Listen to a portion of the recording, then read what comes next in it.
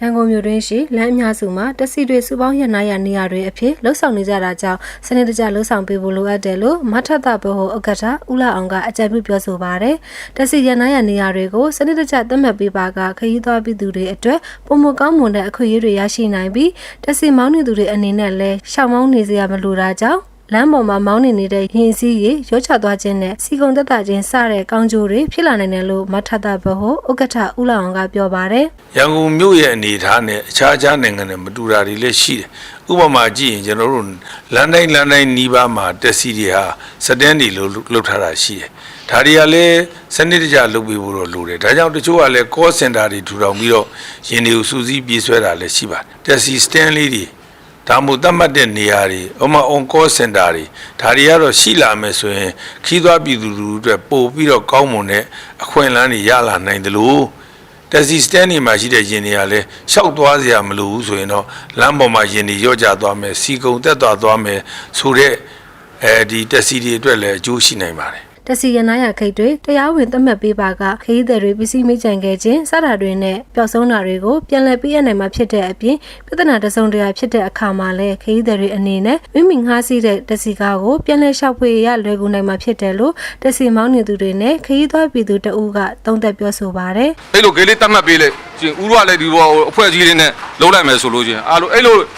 ဘယ်နေရာဖြစ်ပေါ့လေဦးတို့ဂိတ်ဟိုဘက်ဂိတ်ဒီဘက်ဂိတ်အဲ့လိုတော့ရှိတာပေါ့နေရာလေးမှာအဲ့လိုဂိတ်လေးသတ်မှတ်ပေးလိုက်လို့ရှိရင်တော့တစီမားတော့လည်းအဆင်ပြေတယ်စီးရလူတွေတော့လည်းတော်တော်စိတ်ချမ်းသာမယ်အကိုတို့ဆိုလို့ချင်းဒီဂိတ်မှာ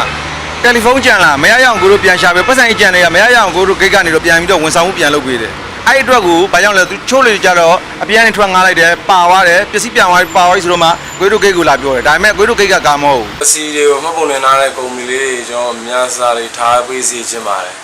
အဲ့လိုထားပေးတဲ့အချိန်ကျတော့ကျွန်တော်တို့စီးရလူတွေအတွက်ကော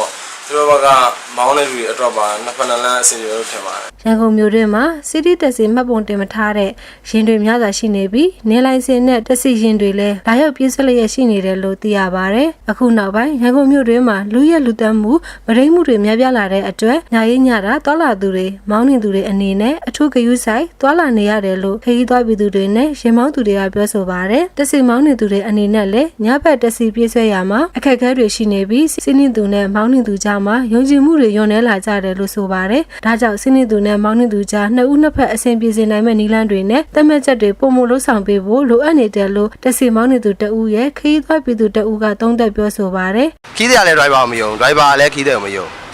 ညုံစားလည်းခုနောက်ပိုင်းမှာဘာမဟုတ်တဲ့တန်ကြီးလေးတစ်ခုအတွက်နေတော့အသက်ကိုပင်ရမ်းရှာနေကြပြီဥပမာ driver မောင်းတဲ့နေရာနဲ့ခီးတဲ့စီးရဲ့နေရာကြားမှာပေါ့ကာဗာတစ်ခုထားမယ်ဆိုရင်တော့ပိုပြီးစိတ်ဖြစ်မယ်လို့ထင်တာပဲရန်ကုန်တိုင်းဒေသကြီးအစိုးရအဖွဲ့ရဲ့ညွှန်မှန်းချက်ဖြစ်တဲ့တက်စီမောင်းနှင်ပြီးဆွဲမှုရန်နာမှုတွေမှာစနစ်တကျရှိစေဖို့အတွက်တည်ယူပို့ဆောင်ရေးကြီးကြပ်ကွပ်ကဲမှုအာဏာပိုင်အဖွဲ့ကအကောင့်ထဲပေါ်သွားဖို့ရှိတယ်လို့သိရပါတယ်ဒီသတင်းကိုစနနွေးပြူကချိုလင်းဦးကပေးပို့ထားတာဖြစ်ပြီးကျမခိုင်တဲ့ဆရာတင်ဆက်ထားတာပါ